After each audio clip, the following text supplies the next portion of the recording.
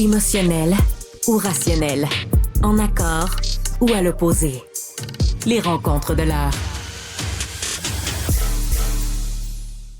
Alors, j'en parlais il y a un instant en édito sur à propos du sondage tout juste paru dans le Journal de Montréal, qui nous permet de voir que globalement l'opinion, il y a eu beaucoup de mouvements dans l'opinion publique depuis 2 ans, et là ça semble s'être consolidé.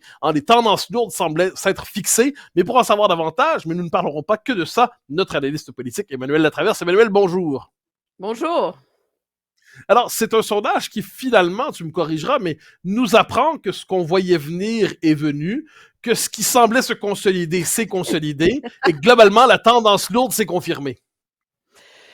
Oui, on peut voir ça comme ça parce que c'est sûr que on retient deux choses de ce sondage. De un, dans la lutte PQ-CAQ, le PQ a atteint son plafond, la CAQ a atteint son plancher. C'est un peu ça. Puis on commence à voir un rééquilibrage plus naturel des intentions de vote.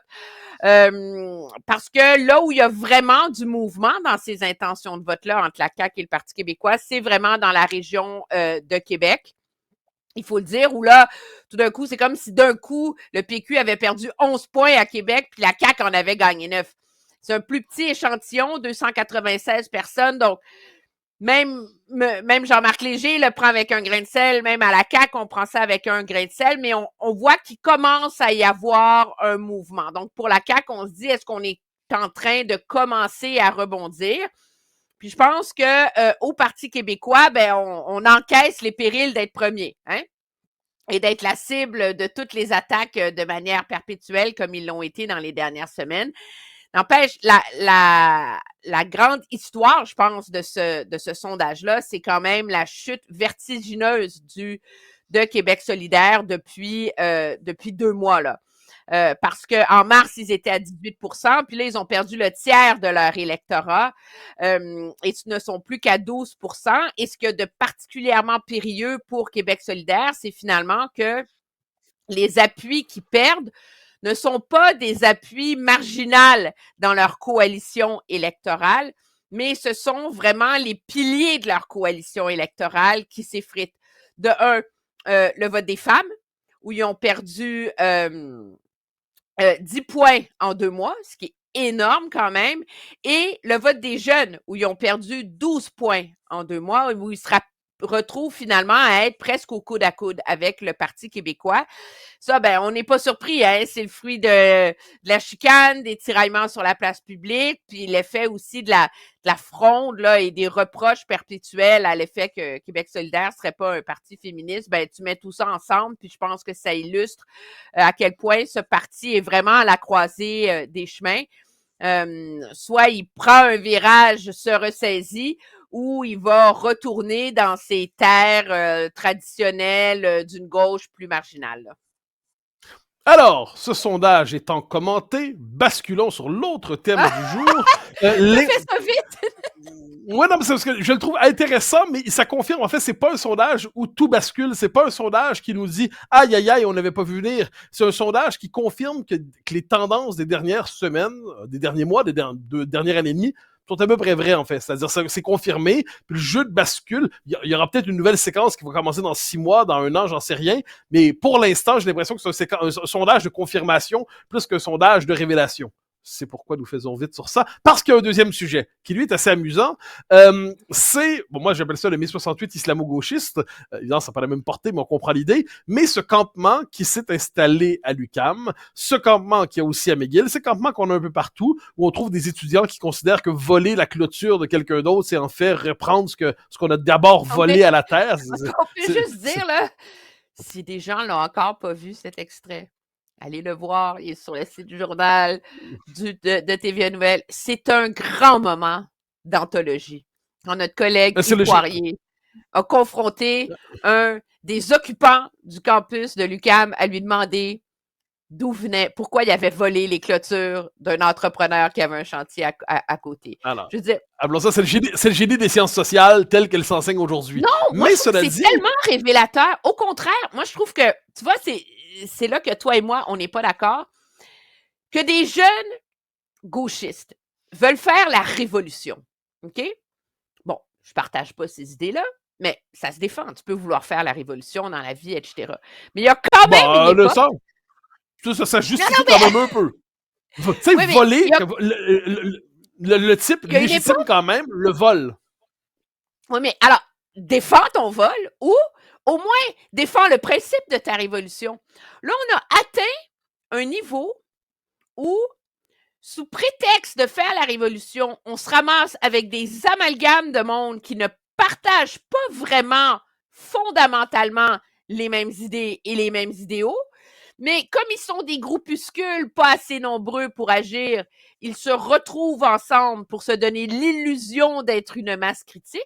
Et non seulement ça, ils sont même pas capables d'argumenter le bien fondé de leur révolution.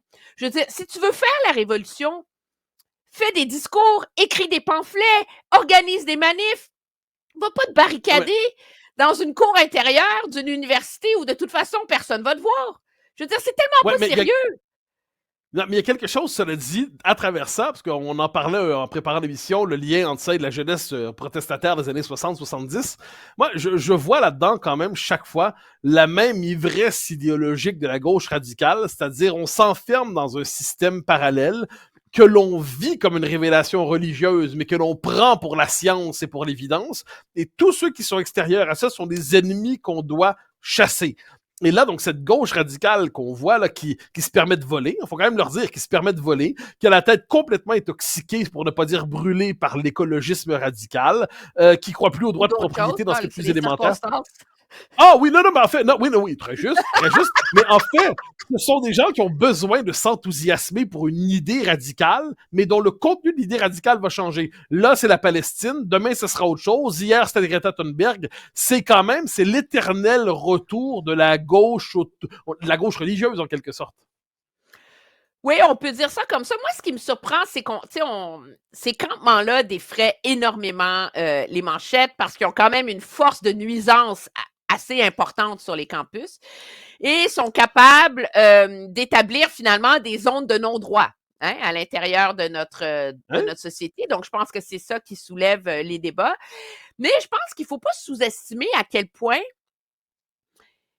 ça fait 2 semaines que le campus à McGill est là. Là, il y a une croquette d'occupation à l'UQAM, il y a une croquette d'occupation à Sherbrooke. Mais ce qu'on constate, et cette mobilisation de ces gens-là a quand même lieu à un moment où il y a un point tournant dans la guerre à Gaza. Okay? Donc, ça devrait être un facteur de ralliement de l'opinion publique. Le fait qu'Israël a décidé de poursuivre son offensive dans la ville de Rafah, qui est finalement la seule zone de Gaza où il restait un endroit pour que les Gazaouis puissent essayer de se regrouper et être à l'abri des bombes. Là.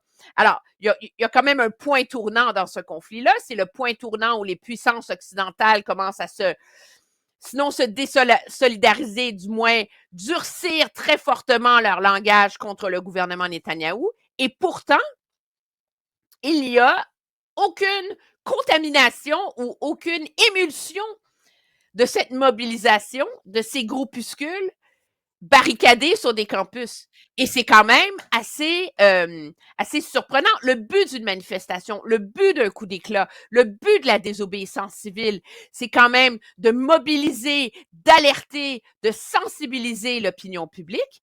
Et qu'est-ce qu'on voit ici au Québec depuis 2 semaines?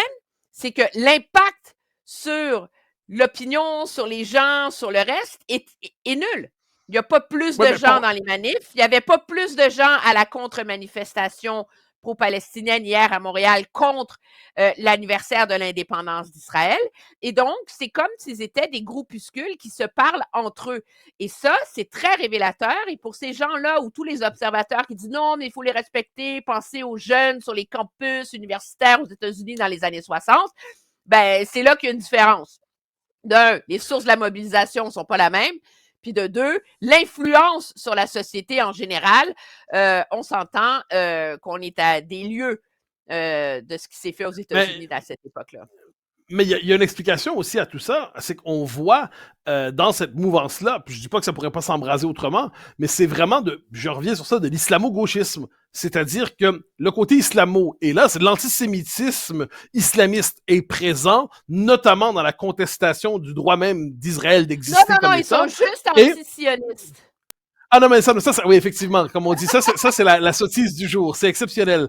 Et le relent d'anti-sionisme, sémitisme soviétique qui contestait encore une fois le droit d'Israël d'exister, mais au final, le commun des mortels peut penser qu'Israël va trop loin, le commun des mortels peut penser que Netanyahou fait une politique extrême, mais le commun des mortels n'a pas envie d'embrasser ni l'islamisme, ni la révolution anti-occidentale. Et j'ai l'impression que le point de non-contact avec l'opinion, c'est que les gens qui sont pas très familiarisés avec tout cet univers sentent bien qu'ils sont devant des fanatiques et des farfelus.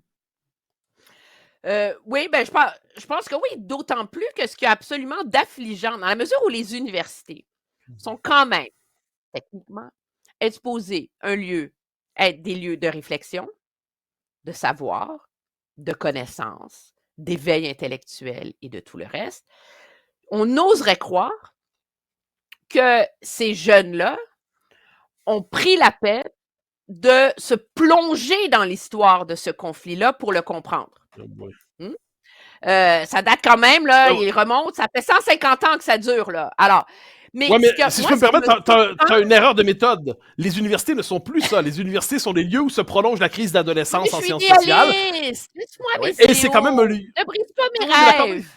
Je croyais que tu avais les faits. Les faits. Ben oui, mais les faits, c'est que dans tout le discours qu'on a entendu émanant de ces militants-là, on s'accroche à des slogans.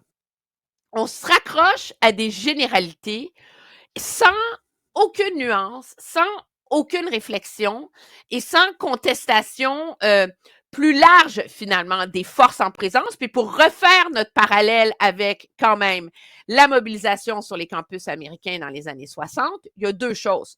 Premièrement, on les a beaucoup idéalisés parce que l'histoire a révélé l'ampleur du désastre qui était la guerre du Vietnam, OK? Il ne faut pas oublier que la première chose qui a mobilisé, ce qui a embrasé finalement cette mobilisation sur les campus, c'est sûr qu'il y avait des gauchistes au début qui étaient contre cette guerre coloniale, etc. Mais ce qui a embrasé l'affaire, c'est en 1966, quand le gouvernement américain a changé les règles de la conscription et a fait en sorte que ceux qui étaient en bas de peloton, donc, tu sais, genre le dernier, je pense, c'est 20% de chaque classe au college américain, n'étaient plus protégés contre la conscription. Parce que si tu étais à l'université, tu n'étais pas conscrit, et là, tout d'un coup, on a élargi la conscription, parce que ça prenait plus de soldats. Et donc, finalement, ces jeunes-là, ils ont fait la révolution sur les campus pour une raison très simple. Ils ne voulaient pas aller à la guerre. OK? C'était légitime, tu me diras. Moi non plus, j'aurais pas voulu y aller. Puis ce qui a permis de mobiliser l'opinion publique au complet, c'est qu'ils ont été capables de mobiliser leur famille, leurs parents, tout le monde, parce que les mères, les pères, les frères, les sœurs voulaient pas que les jeunes et que l'élite de demain soit conscrits dans une aventure digne de la guerre froide, finalement, de la politique étrangère américaine numéro 1. Et l'autre chose qui a contribué à enflammer l'opinion publique, c'est que Dow Chemical, qui était l'entreprise là, qui faisait les bombes chimiques, etc., venait recruter activement sur les campus. Alors, on n'est pas du tout dans la même logique de mobilisation. Et il y a une différence majeure, c'est qu'aux États-Unis, cette mobilisation sur les campus a fini par avoir un impact majeur sur le reste de la société. Et ça, c'est ce qu'on ne voit pas dans le conflit actuel. Sur ce rappel historique, je me permets de dire sur l'impact majeur aux États-Unis, n'oublions pas la victoire de Richard Nixon en 1968 et en 72, comme quoi la majorité de la population n'était peut-être pas si pro-campus que ça à l'époque. Nonobstant tout ce qu'on peut penser de Nixon. Non, elle ne l'était pas du tout.